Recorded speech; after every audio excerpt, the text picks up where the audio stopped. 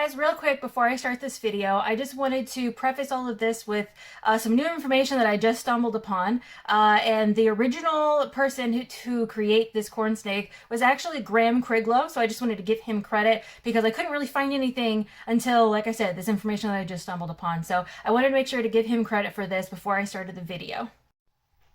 Hey guys, Sarah here. So today I'm going to be talking about a very interesting morph.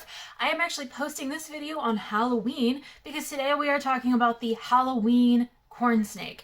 Now before we get started, I just want to let you guys know that I do have merch available on my website, sarahsnakeshop.com, and I also have 2 corn snake books that I wrote. So if you'd like to support me, support the channel, and get some really cool stuff, check me out. I also post a lot of snakes that I have available on there, off and on. It's a little hard to edit the website, so sometimes I have snakes that I put up on there, and sometimes they're sold before I have a chance. So anyway, check that out.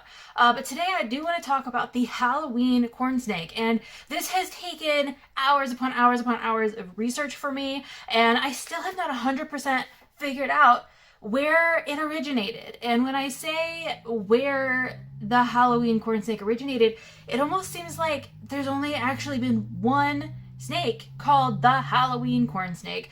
Now, a lot of people who are really into corn snakes may remember the term Halloween hypo. And this is kind of a really weird thing because I can't find anything anywhere on the Halloween hypo except for one post on Facebook from years ago. And what I'm actually doing right now is I am looking through Facebook to try to find any information that I have on this. And one of the few things that I do have is from Nancy Lee Baked. And Nancy is the only person that I know of for sure who's ever actually owned one of these. I have mentioned Nancy in my books before. She's done a lot for the corn snake community. I don't know if she's really, I don't think she's into corn snakes anymore. I remember a few years ago she was selling off her collection. But I'm going to put the information that I do have, I'm going to link down below so you guys can go see some more pictures of what a Halloween corn snake looks like. And essentially, the Halloween corn snake is an Okatee type, and I'm not really sure why they called it the Halloween. I believe that they called it that because of the coloration, and of course I put my Okatee art up back here for today, and the Halloween corn snake actually looks very, very much like this. You can see like the very, very bright colors on there, and I know you guys can't really see what I'm looking at right now, but the Halloween Okatees are extreme Okatees that are from either, I can't tell if they're from Loveline. There's been a lot of places in here that say they're Loveline Halloween Okatees. And then there's some other people who just say that a Halloween Okatee is an extreme Okatee that has the really, really orange saddles with the really like bright, there's 2 different tones of orange. So there's like the dark orange like saddles with the sort of more pumpkin orange ground color, and I really, really love the look of this. Like I said, I'm going to, it looks just like this. Like I don't even really need to put up a picture of it for you guys because that's what it looks like. There's a picture of it right there. Well, not a picture, but a drawing or painting or whatever this is. I think it's a drawing of it. And again, all of the art that's back here, at least the majority of it, was done by Donovan Winterberg. I am going to link his information down below because if you guys love the art that you've seen behind me, that's who has done pretty much all of the art. And also, if you are an artist with, you know, corn snakes stuff and you would like me to frame your art and put it back here, I will be happy to give you some publicity. I love doing that for people, and I love snake art. So if you're an artist out there who would like to, you know, get a little bit more of an audience, I know nobody in art likes to do things for free, and I'm not asking for anything for free. But if anybody did want to send me something, let me know, and I'll be putting it back there.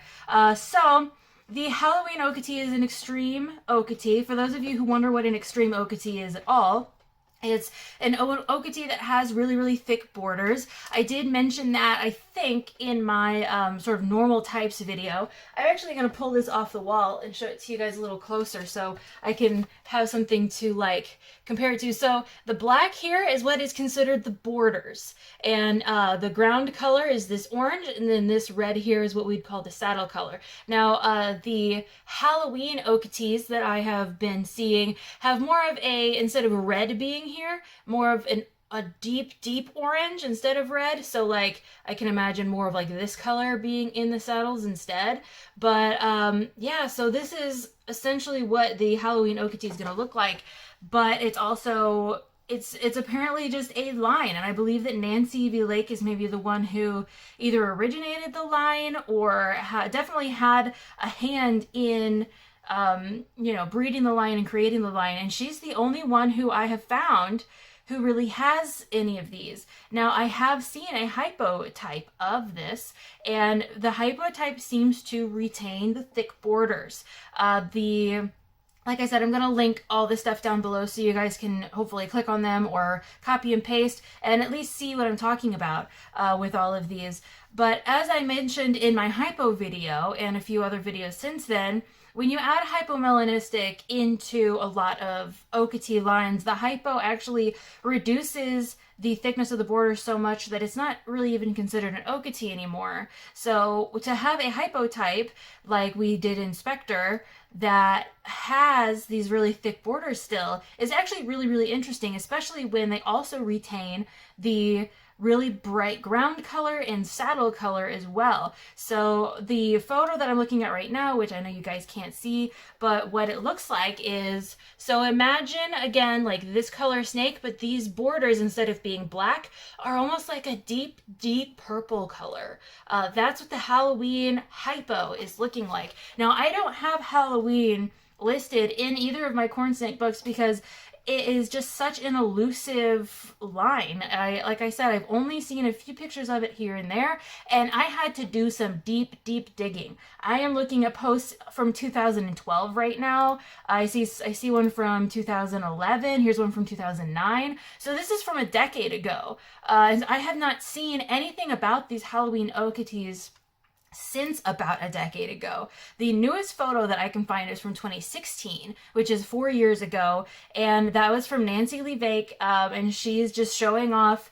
Raven is his name, and he had an accident where he decided to start eating his own tail instead of eating his food. I will try to link that photo somewhere for you guys. It's actually pretty hilarious. Don't worry, Raven is fine. He did not have any ill effects from that. Sometimes corn snakes are just a little dumb. And they sometimes try to eat themselves. But don't worry about him. He's all right. So I thought I would at least like bring this morph to light for you guys. I know that you guys really didn't see a whole lot. And like I said, the thumbnail of this video is going to be a photo of a Halloween Okatee that I find. And if I can get a good photo, find a good photo of the hypo version, I'll probably put that in. But none of the hypo versions that I'm seeing on here are good enough photos for me to make a thumbnail out of. So probably what you're going to see is just like the Halloween Extreme Okatee. And like I said, I know that you guys didn't really get a whole lot of information about this Halloween corn snake, but you know, even knowing it exists is more information than most people have, because I didn't even know it existed until recently when someone said to me, hey, why didn't you put Halloween Okatee in your second book? And I thought, because I have no idea what that is. So I went ahead and did the research for you guys. A Halloween Okatee is a very extreme Okatee that has the very pumpkin colored ground color with the very like dark orange saddles and like I said, really thick borders. And when you add that hypo in, it almost turns into an eerie purple color, which is perfect for Halloween. So I hope that this was at least a little informative for you guys. I hope that you enjoyed it, and this at least brought some light to a new morph that you hadn't heard of yet, because I hadn't even really heard of it. So thank you for watching. Like I said, if you'd like to support the channel, there's a link down below for my website, and I'll also be posting snakes that I've made available on there very soon. Thank you for watching. I'll see you guys in the next video.